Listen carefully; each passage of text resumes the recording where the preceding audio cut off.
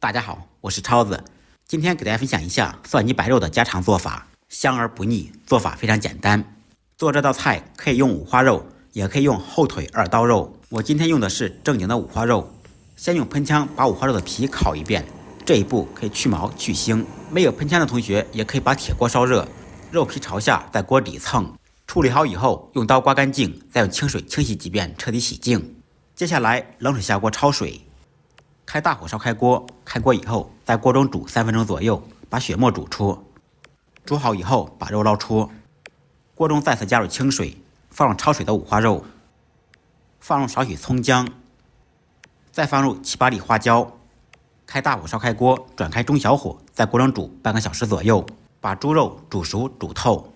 30分钟以后，掀开盖子，煮至猪肉用筷子能插动就可以了。煮好以后，把肉捞出，稍微晾凉备用。肉热的时候切不好，只有晾凉以后才容易切。利用这个时间，我们准备蒜泥。准备大蒜，趁其不备将其拍匀，拍匀即可，不用剁碎。蒜泥白肉，大蒜捣成泥，吃着才够味，才有灵魂。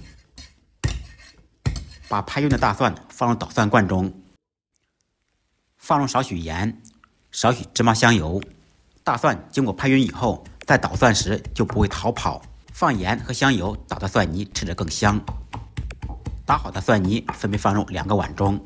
我们做2个口味的蒜泥，一个原味，一个麻辣。剁好的蒜泥放入少许煮肉的原汤，少许生抽酱油、芝麻香油，根据个人口味再放少许香醋。这一款就是原味的。接下来我们做川味麻辣的。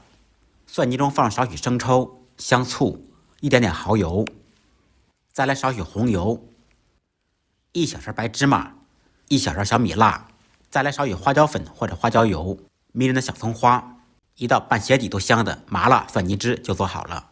2种口味的蒜泥汁根据个人口味挑选。晾凉的五花肉我们修一下边幅，这些边幅可以切碎用来垫底。把煮好的五花肉切成薄片，用推拉刀的方式切，厚度约为2-3毫米左右。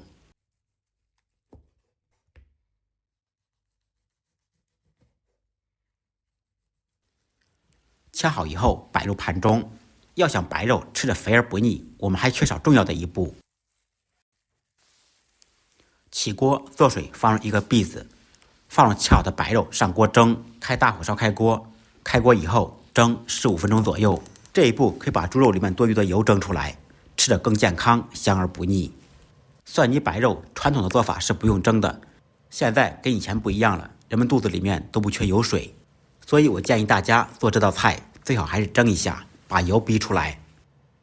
蒸好以后取出，把盘子里面的油水倒出来。朋友们可以看一下，这些油水本来是要吃到肚子里面去的，是不是看着就难受？做好的白肉冷吃热吃都可以。视频制作不易，希望大家动动您发财的小手，给超点个关注，点个赞，感谢您的支持。按照我的方法做，不好吃您提着猪肉来找我。再忙再累，记得按时吃饭。下期视频见，拜拜。